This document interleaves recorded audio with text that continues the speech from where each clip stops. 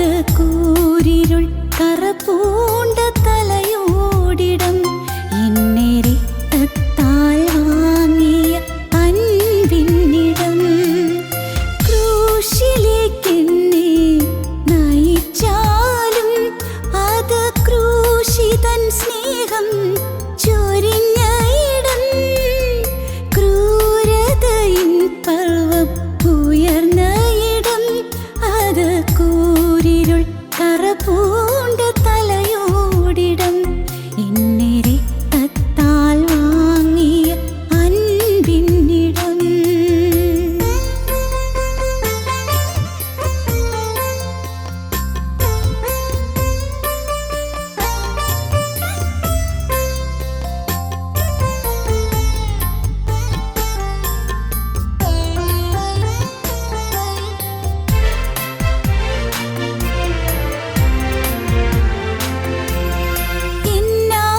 എന്നാത്മനൊമ്പരം തീർന്ന ഇടം അത് എൻ പാപപാശങ്ങൾ അഴിഞ്ഞ ഇടം എൻ ഭാവി സർവവും നീത ഇടം അത് എൻ തോഴനേശുവിൽ ചേർന്ന ഇടം ആ തൻ ജീവനിന്നിൽ പകർന്ന ഇടം എന്നാത്മനൊമ്പരം തീർന്ന ഇടം അത് എൻ പാപപാശങ്ങൾ അഴിഞ്ഞ ഇടം എൻ ഭാവി സർവവും നീത ഇടം അത് എൻ തോഴനേശുവിൽ ചേർന്ന ഇടം ആ തൻ ജീവനിന്നിൽ പകർന്ന ഇടം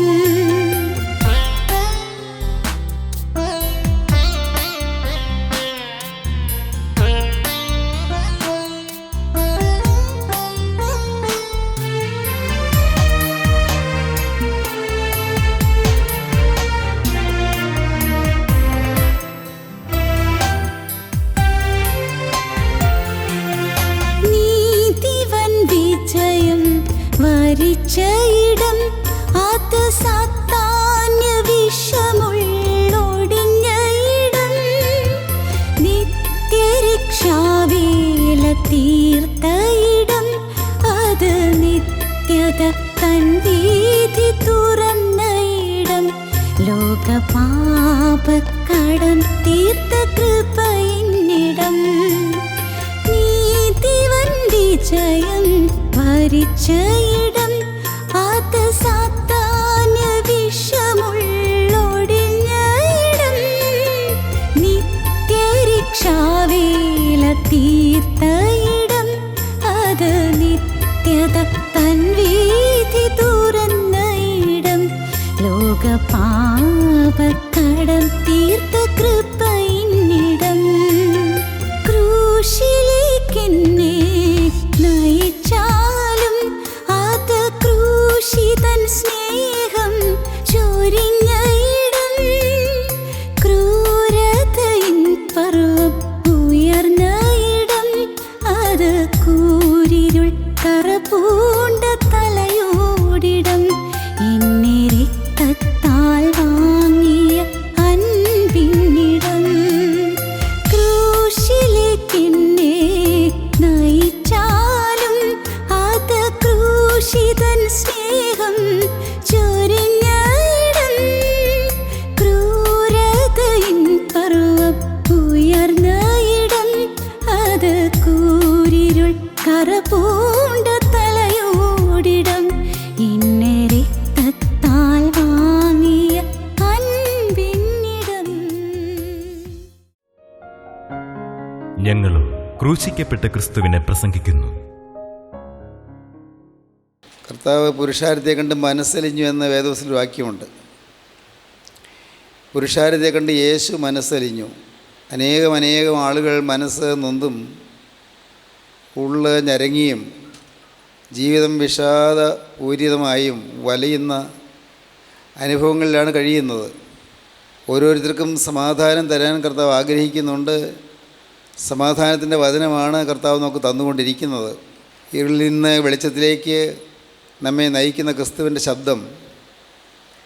നമ്മുടെ അന്ധകാരനിബിഡമായ ജീവിതത്തിൽ പ്രകാശം തൂകി തന്ന് നമ്മെ അനുഗ്രഹിച്ചു കൊണ്ടിരിക്കുകയാണ്. അത്യത്ഭുതകരമായ സ്വർഗീയമായ ഒരു കാര്യപരിപാടിയിൽ നാം പങ്കാളികളായി തീർന്നിരിക്കുകയാണ്. ഒരു കാരണവശാലും ക്രിസ്ത്യൻ റിവൈവൽ ഫെലോഷിപ്പ് ഒരു സഭയായി മാറുകയില്ല. ഈ കൂട്ടായ്മ ഒരിക്കലും സഭ മാറ്റുകയില്ല, സമുദായം മാറ്റുകയില്ല, കക്ഷി മാറ്റുകയില്ല.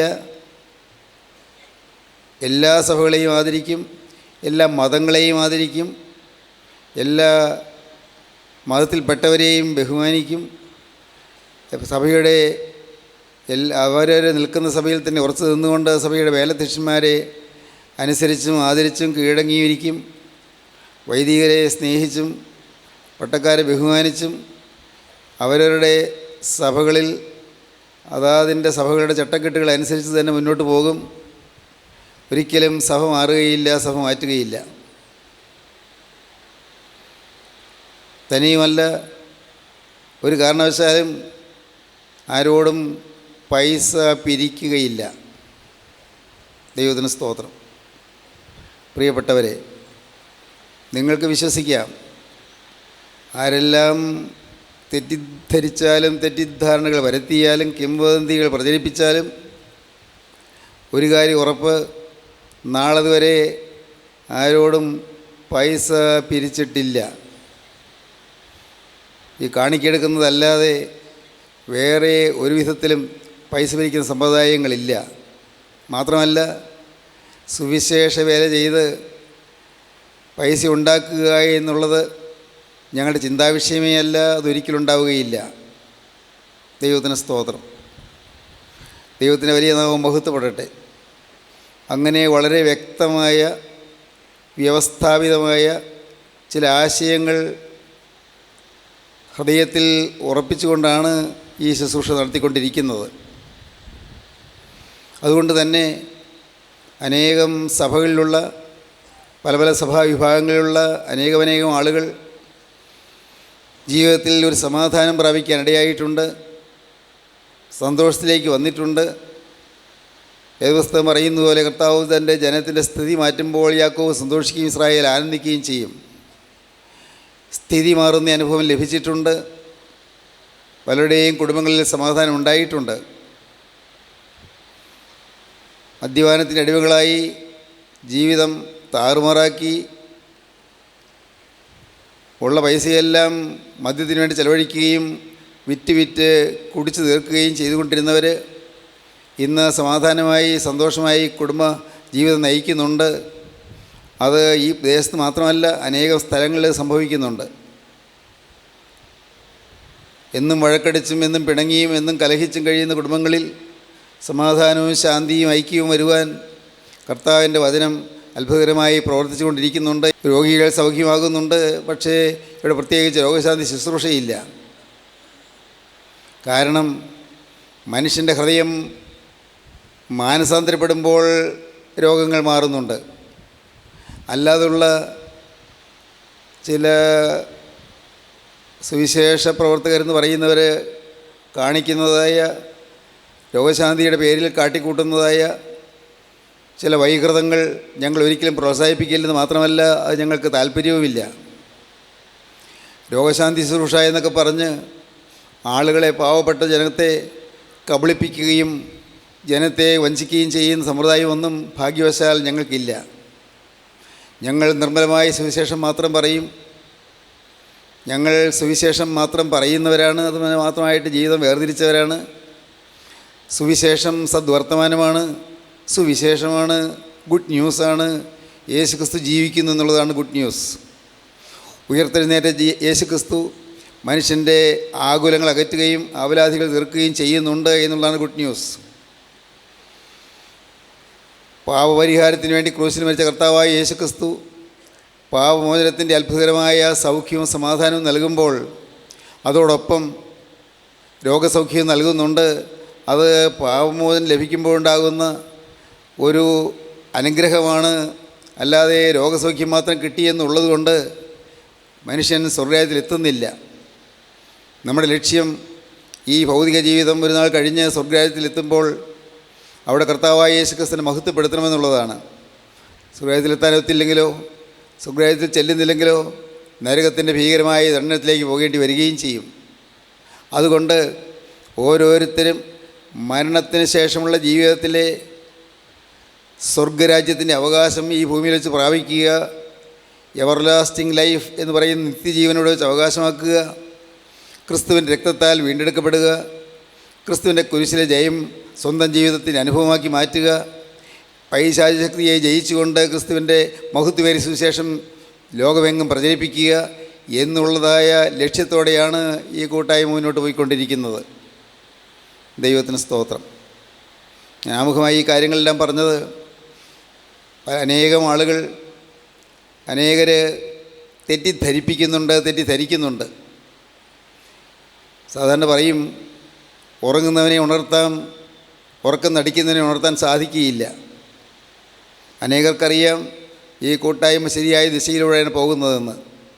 ഒട്ടേറെ ആളുകൾക്കറിയാം ശരിയായ ദിശയിൽ കൂടെ നല്ല ഏകദാനതയോടെ, നല്ല ലക്ഷ്യബോധത്തോടെ ക്രിസ്തു പ്രസാദിക്കുന്ന ക്രിസ്തുവിൻ്റെ വേല ചെയ്തുകൊണ്ടാണ് പോകുന്നതെന്ന് അനേകർക്കറിയാം. എന്നാൽ തെറ്റിദ്ധരിക്കുന്ന നല്ല ആളുകൾ ധാരാളം പേരുണ്ട്. പലരും പറയുന്നത് കേട്ട് വിശ്വസിച്ച് തെറ്റിദ്ധരിക്കുന്ന അനേകം ആളുകളുണ്ട്. അങ്ങനെയുള്ളവർ സത്യം കേൾക്കുമ്പോൾ അവർക്ക് മനം തിരിയുന്നുണ്ട്, അവർ സത്യം മനസ്സിലാക്കുന്നുണ്ട്, അവർ വരുമ്പോൾ കാര്യം ഗ്രഹിക്കുന്നുമുണ്ട്. ദൈവത്തിന് സ്തോത്രം. എന്നാൽ മനഃപൂർവ്വം തെറ്റിദ്ധാരണ പരത്തുന്ന ആളുകളുണ്ട്. അത് അവരല്ല, അവരുടെ പിന്നിൽ നിൽക്കുന്ന പൈശാചിക ശക്തിയാണ്. സാത്താന്യ ശക്തി മനുഷ്യനെ നശിപ്പിക്കാൻ ശ്രമിച്ചുകൊണ്ടിരിക്കുകയാണ്. വേദപുസ്തകം പറയും, അറുപ്പാനും മുടിപ്പാനും മോഷ്ടിപ്പാനും അത്രേ ശത്രു വരുന്നതെന്ന്. അറുക്കുക, മുടിക്കുക, മോഷ്ടിക്കുക, മനുഷ്യൻ്റെ സമ്പത്ത് കവർ ചെയ്യുക, മനുഷ്യൻ്റെ നിത്യജീവൻ കവർന്നെടുക്കുക, മനുഷ്യൻ നാശത്തിലേക്കും നരകത്തിലേക്കും കൊണ്ടുപോകുക, അവനെ മുടിച്ചു കളയുക, അവൻ്റെ തലമുറയെ മുടിച്ചു കളയുക എന്നെല്ലാമാണ് പിശാചിൻ്റെ തന്ത്രങ്ങൾ. നമ്മുടെ മക്കൾ നാശയോഗ്യമായ വഴികളിലൂടെ പോകാൻ പിശാച് പ്രേരിപ്പിച്ചെന്ന് വരും. നമ്മുടെ കുഞ്ഞുങ്ങളുടെ അടുത്ത തലമുറ മദ്യത്തിൻ്റെയോ മയക്കുമരുന്നിൻ്റെയോ കഞ്ചാവിൻ്റെയോ അല്ല ചില ചീത്ത ശീലങ്ങളുടെയോ അടിമകളായി തീർന്ന് ആർക്കും കൊള്ളരുതാത്തവരായി തീർന്നു പോകണമെന്നാണ് പിശാചിൻ്റെ ആഗ്രഹം. അതുകൊണ്ട് പിശാച് പരിശ്രമിക്കുന്നുണ്ട്. എന്നാൽ ഭാഗ്യവശാൽ കരുണയുള്ള കർത്താവിൻ്റെ കൃപയാൽ ഇന്ന് അനേകരുടെ ജീവിതത്തിൽ രൂപാന്തരം വന്നുകൊണ്ടിരിക്കുന്നതുകൊണ്ട് തലമുറകൾക്ക് ഒരു അനുഗ്രഹം ലഭിക്കുന്നുണ്ട്. തലമുറകൾ അനുഗ്രഹം പ്രാപിക്കുന്നുണ്ട്. മക്കളും മക്കളുടെ മക്കളും അനുഗ്രഹിക്കപ്പെടുന്നുണ്ട്. കാരണം യേശുക്രിസ്തുവിന്റെ സുവിശേഷം ഇന്നും അത്ഭുതകരമായി വ്യാപരിച്ചു കൊണ്ടിരിക്കുന്നു, പ്രവർത്തിച്ചു കൊണ്ടിരിക്കുന്നു. ദൈവത്തിന് സ്തോത്രം. ദൈവത്തിൻ്റെ വലിയ നാമം മഹത്വപ്പെടട്ടെ. ഒരു വളരെ രസകരമായ ഒരു ചെറുകഥ ടോൾസ്റ്റോയ് എഴുതിയിട്ടുണ്ട്. ടോൾസ്റ്റോയ് നിങ്ങൾ കേട്ട് കാണും. ടോൾസ്റ്റോയ് എഴുതിയ ആ ചെറുകഥ അത് അല്പം ഗൗരവമേറിയൊരു കാര്യം പ്രതിപാദിക്കുന്ന ചെറുകഥയാണ്. ഒരു ദേശത്ത് ഒരു കൃഷിക്കാരനുണ്ടായിരുന്നു, കർഷകൻ. അവന് നിലങ്ങളുണ്ട്, കണ്ടമുണ്ട്, പുരയിടമുണ്ട്. പക്ഷേ അത്ര പേരുത്ത് ജീവിക്കാൻ മാർഗമൊന്നുമില്ല. അവൻ തന്നെത്താൻ പണിയെടുക്കുന്നവനാണ്, തന്നെത്താൻ കഷ്ടപ്പെട്ട് പണി ചെയ്യുന്നവനാണ്. പണി ചെയ്തില്ലെങ്കിൽ ജീവിക്കാൻ മാർഗം ഉണ്ടാവുകയില്ലല്ലോ, അതുകൊണ്ട് പണി ചെയ്യും. ഇവൻ പക്ഷേ ജീവിതത്തിൽ ചില തീരുമാനങ്ങളെടുത്തു. പാപം ചെയ്യുകയില്ല എന്ന്, ഒരു കാരണവശാലും തെറ്റ് ചെയ്യുകയില്ല എന്ന്, നീതി വിട്ട് പോവുകയില്ലെന്നും അനീതിയിലേക്ക് പോവുകയില്ലെന്നും അവൻ തീരുമാനിച്ചു. അധർമ്മം ജീവിതത്തിൽ വരികയില്ല എന്ന് അവൻ തീരുമാനിച്ചു. അവൻ ദൈവപക്ഷത്തേക്ക് തിരിഞ്ഞു. അത് സാത്താൻ അറിഞ്ഞു. സാത്താൻ നോക്കിക്കൊണ്ട് നടക്കുകയാണല്ലോ ആരെ വിഴുങ്ങേണ്ടുവെന്ന്. അലറുന്ന സിംഹം പോലെ നോക്കി ആരെ വിഴുങ്ങേണ്ടുവെന്ന് തിരിഞ്ഞു ചുറ്റി നടക്കുകയാണല്ലോ. അതുകൊണ്ട് സാത്താൻ അറിഞ്ഞു. സാത്താൻ്റെ കിങ്കരന്മാരിൽ ഒരു കുട്ടിപ്പിശാചിനെ വിളിച്ചു. കഥയാണ്. നീ ചെന്ന് ആ കർഷകൻ്റെ ജീവിതം മുടിക്കണം. ആ കർഷകൻ്റെ ജീവിതം മുടിച്ച് അവനെ ഒന്നിനും കൊള്ളാത്തനാക്കി തീർക്കണം. കുട്ടിപ്പിശാച് പോയി. അവൻ ചെന്നു ഒരു തന്ത്രം പ്രയോഗിച്ചു.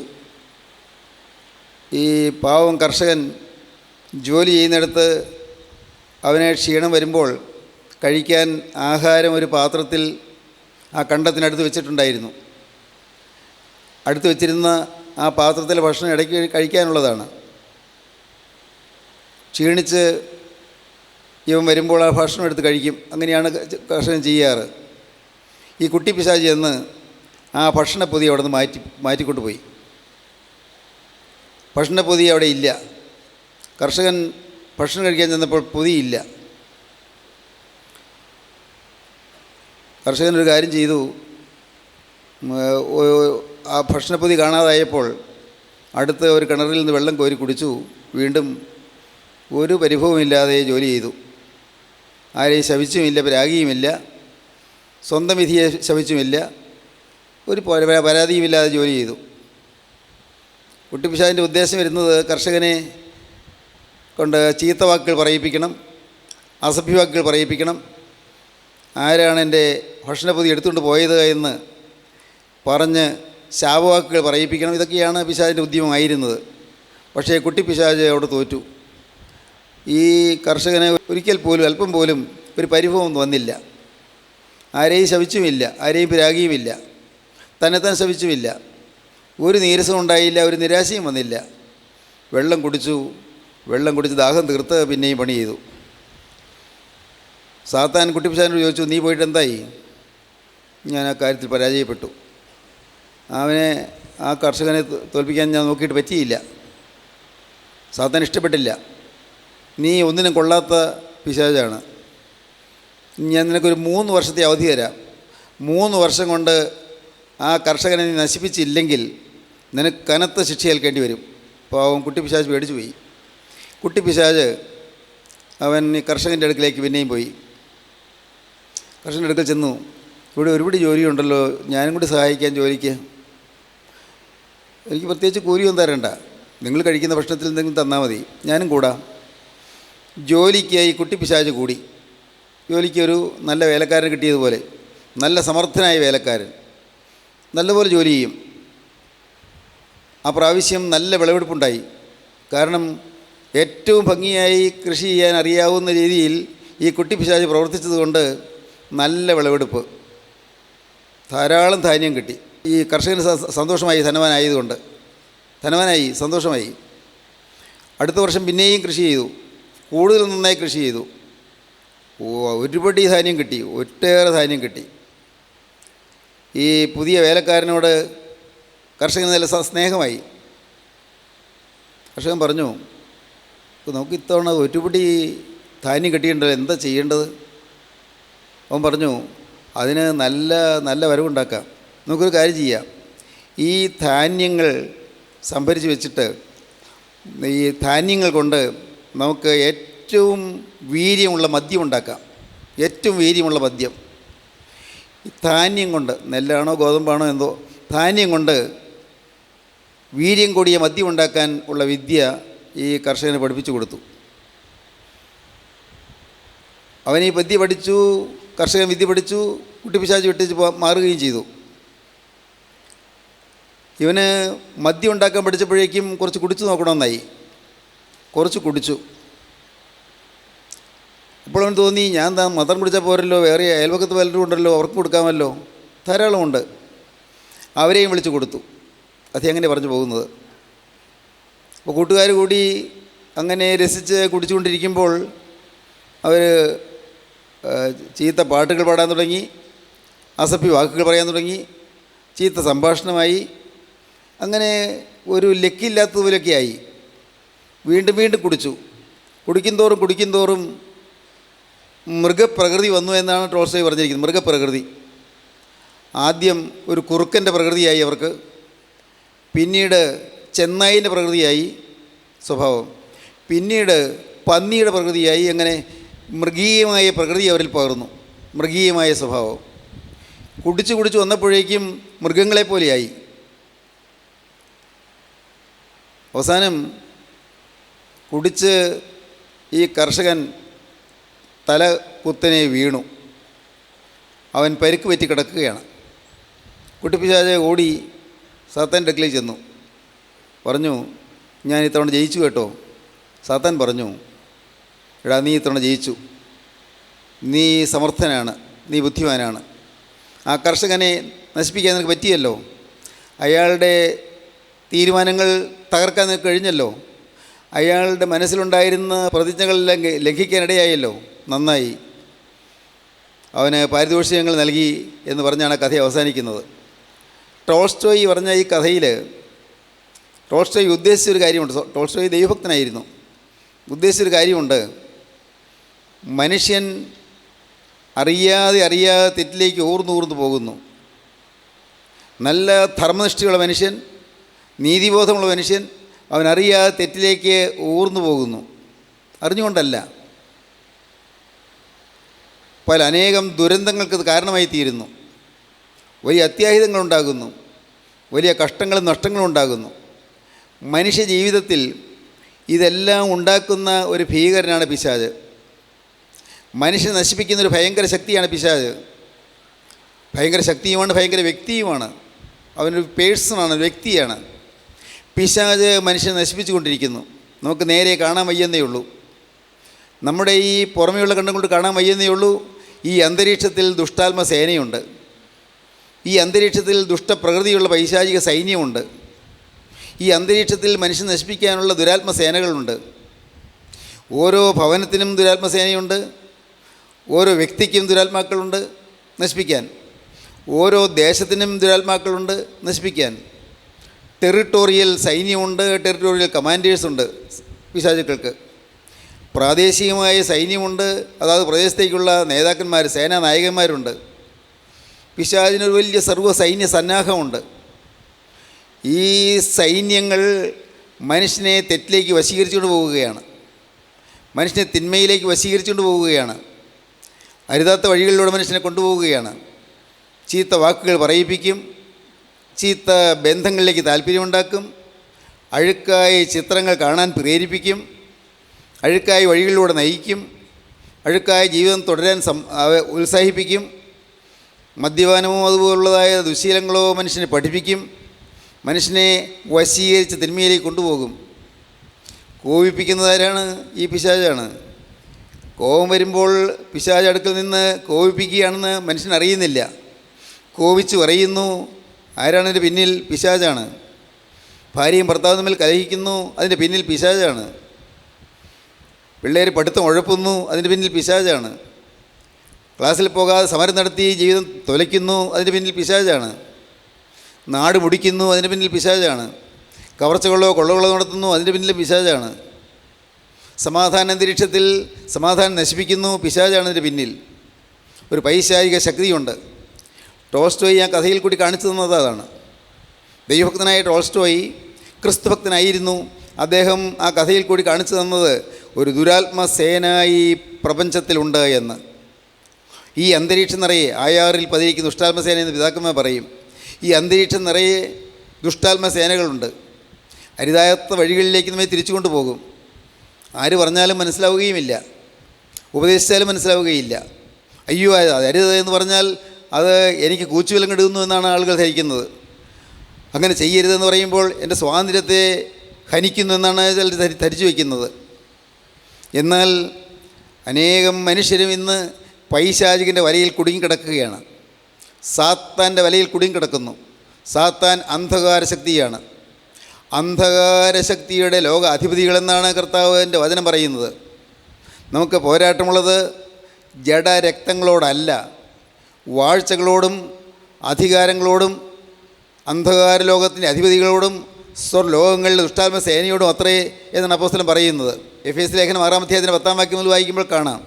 നമുക്ക് പോരാട്ടമുണ്ട്, നമുക്ക് യുദ്ധമുണ്ട്, ഓരോ മനുഷ്യനും യുദ്ധമുണ്ട്. അന്ധകാരശക്തി, ഈ അന്ധകാരശക്തി അനേകം കുടുംബങ്ങളെ മുടിച്ചുകൊണ്ടിരിക്കുന്നു, അനേകം വ്യക്തികൾക്ക് സ്വസ്ഥത നശിപ്പിച്ചുകൊണ്ടിരിക്കുന്നു, അനേകരെ പരസ്പരം കലഹിപ്പിച്ചുകൊണ്ടിരിക്കുന്നു.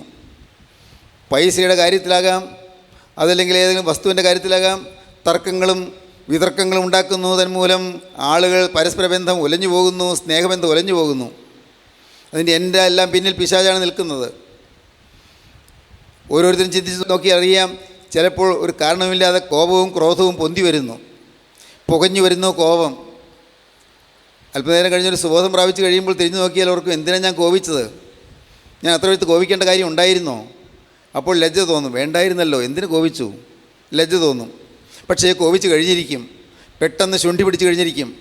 മാർക്കടമുഷ്ടി പിടിക്കുക, കടുംപിടുത്തം പിടിക്കുക, ഞാൻ പറഞ്ഞതുപോലെ നടന്നേ പറ്റൂ എന്നുള്ള നിർബന്ധം ഉണ്ടായിരിക്കുക. ഇതിൻ്റെ എല്ലാം പിന്നിൽ പിശാചാണ്. കോപവും കടുംപിടുത്തവും ദുശ്ശാഠ്യവും എല്ലാം. പൈശാചിക സൈന്യമുണ്ട്, അന്ധകാര ശക്തിയുണ്ട്. ഈ അന്ധകാരത്തിൽ നിന്ന് നമ്മെ വെളിച്ചത്തിലേക്ക് വരുത്തുവാനാണ് കർത്താവായ യേശുക്രിസ്തു ഈ ഭൂമിയിലേക്ക് വന്നത്. അന്ധകാരത്തിൽ നിന്ന് വെളിച്ചത്തിലേക്ക് വരുത്തുവാൻ, ഇരുളിൻ്റെ അധികാരത്തിൽ നിന്ന് നമ്മെ മോചിപ്പിച്ച് പ്രകാശത്തിൻ്റെ ഗോപുരത്തിലേക്ക് നമ്മെ ആനയിക്കുവാനാണ് കർത്താവായ യേശുക്രിസ്തു വന്നത്. ഇരുളിൻ്റെ അധികാരത്തിലാണ് നമ്മിൽ പലരും ഇരിക്കുന്നത്. ഇരുളിൻ്റെ അധികാരത്തിൽ, പൈശാചികൻ്റെ ബന്ധനത്തിലാണ് പലരും. സാത്താൻ്റെ ബന്ധനത്തിൽ. സാത്താൻ അനേകരെ കെട്ടിയിട്ടിരിക്കുകയാണ്, അനേകരെ കൂച്ചുവിലങ്ങിട്ടിരിക്കുകയാണ്. ബന്ധനത്തിലിരിക്കുന്ന മനുഷ്യൻ അവൻ അറിയുന്നില്ല അവന് ബന്ധനമുണ്ട് എന്ന്. പല ദുശ്ശീലങ്ങളുടെയും ബന്ധനമുള്ള ആളുകളുണ്ട്, ചില ദുസ്വഭാവത്തിൻ്റെ ബന്ധനമുള്ള ആളുകളുണ്ട്, പലതരത്തിലുള്ള ദുഷ്പരിചയങ്ങളുടെ ബന്ധനമുള്ള ആളുകളുണ്ട്. അനേകം ബന്ധനങ്ങൾ. ബന്ധനമുള്ള മനുഷ്യന് വാസ്തവത്തിൽ ആവശ്യം ബന്ധന വിമോചനമാണ്, ബന്ധന വിമുക്തിയാണ്. ബന്ധനത്തിൽ നിന്ന് മോചനം കിട്ടുക എന്നുള്ളതാണ്. മനുഷ്യന് സ്വാതന്ത്ര്യം വേണം. അനേകർ ഇന്ന് പൈശാചികൻ്റെ അടിമത്തത്തിൽപ്പെട്ട് ഞെരിയുകയാണ്.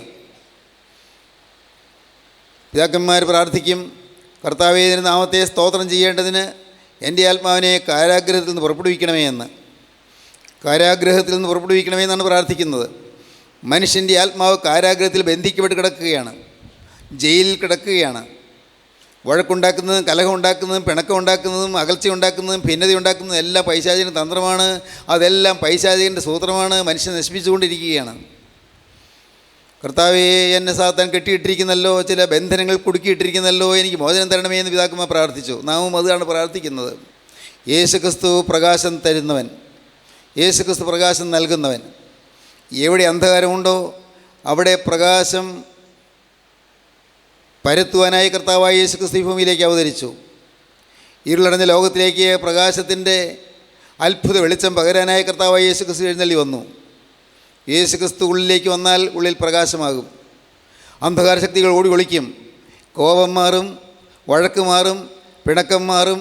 ക്ഷമിക്കാൻ സാധിക്കും, പൊറുക്കാൻ സാധിക്കും, മറക്കാൻ സാധിക്കും, സ്നേഹിക്കാൻ സാധിക്കും, വിശ്വസിക്കാൻ സാധിക്കും. ദൈവത്തിലുള്ള ആശ്രയം വരും, ദൈവത്തോട് ഒരു ബന്ധം വരും. സാത്താൻ്റെ ബന്ധനം അഴിഞ്ഞ് നാം സ്വതന്ത്രരായിത്തീരുന്ന ദൈവത്തെ സ്തുതിക്കുന്നവരായിത്തീരും. ദൈവത്തിന് സ്തോത്രം.